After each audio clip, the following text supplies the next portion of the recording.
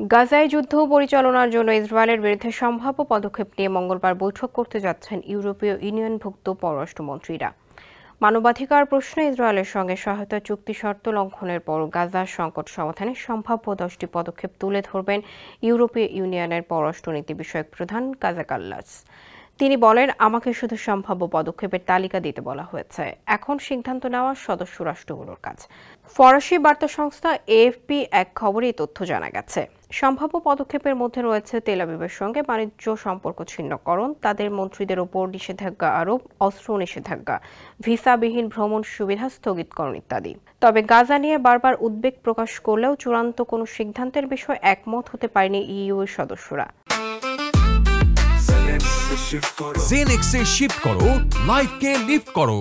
ফলে এখন পর্যন্ত দৃশ্যমান কোনো অগ্রগতি চোখে পড়েনি।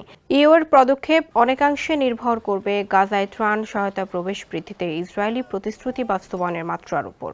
কাল্লাস জানান, ত্রাণের জন্য নতুন প্রবেশপথ খোলা ও খাদ্য সরবরাহ বৃদ্ধির বিষয়ে ইসরায়েলি পররাষ্ট্রমন্ত্রী গিডিওন সারের সঙ্গে একটি সমঝোতায় পৌঁছেছেন তিনি।